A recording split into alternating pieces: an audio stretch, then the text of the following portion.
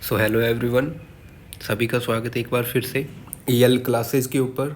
तो आज की हमारी पोइम रहने वाली है माय मदर 866। तो इनकी राइटर हैं कमला दास।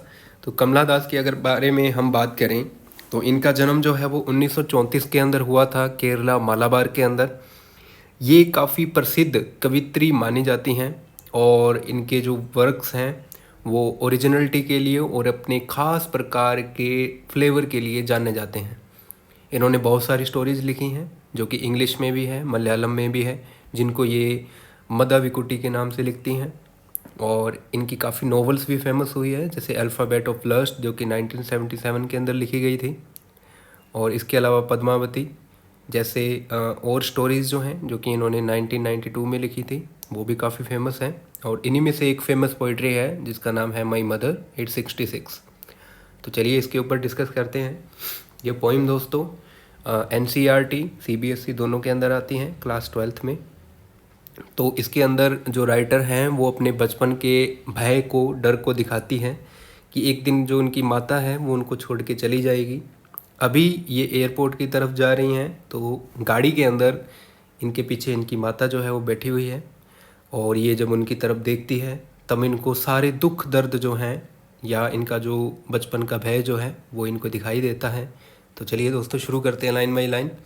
Driving from my parents home, कि जब मैं मेरे पेरेंट्स के घर से ड्राइव करके जा रही थी to Cochin last Friday, Cochin की तरफ लास्ट फ्राइडे मॉर्निंग को, आई सो माई मदर बिसाइड मी, तब मैंने मेरी माता को एक तरफ देखा जिनका चेहरा डोज था, ओपन माउथ था। उनका फेस ऐसे अशाइन कर रहा था like that a face of cops and realize with pain, कि उनका जो चेहरा है वो दर्द से सना हुआ था, दर्द से भरा हुआ था। जैसे कि उनके चेहरे को देख के उनका जो दर्द है वो हर किसी को महसूस हो जाएगा। That she was as old as she looked, कि वो इतनी बूढ़ी हो चुकी हैं जितनी बूढ़ी वो हो सकती थी। अब इससे ज़्यादा शायद उनकी उम्र नहीं रहेगी, बट सून, लेकिन जल्द ही।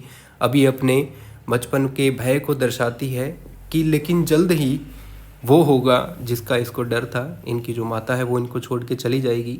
लेकिन पुट दैट थॉट अवे, लेकिन इस विचार को कि उनकी माता इन्हें छोड़ के चली जाएगी उसको वो दूर रखती हैं।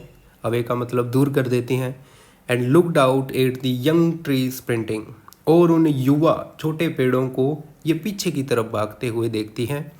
क्योंकि जब हम गाड़ी चलाते हैं दोस्तों तो हमें ऐसे लगता है जैसे कि पेड़ जो हैं वो पीछे की तरफ भाग रहे हैं।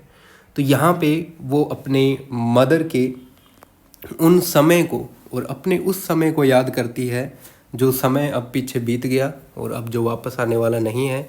The Mary children spoiling out their homes, और जो छोटे बच्चे जो हैं जो कि खिलखिला रहे थे, मुस्कुरा रहे थे, खेल रहे थे अपने घरों के बाहर।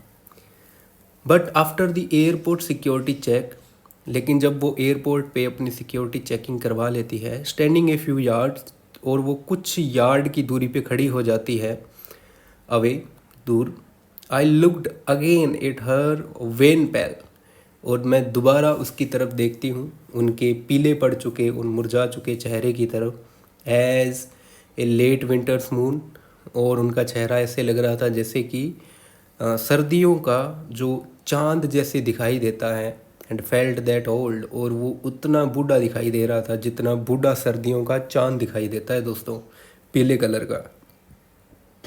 फेमिलर एक, मेरा पारिवारिक दर्द या मेरा जाना पहचाना दर्द। माई चाइल्डहुड्स फियर, मेरे बचपन का भय। और उसके बचपन का भय क्या है कि उसकी माता उसे एक दिन छोड़ के चली जाएगी। But all I said was see you soon अम्मा, लेकिन जो भी मैंने बोला वो सिर्फ इतना था कि आपसे वापस मिलूंगी अम्मा।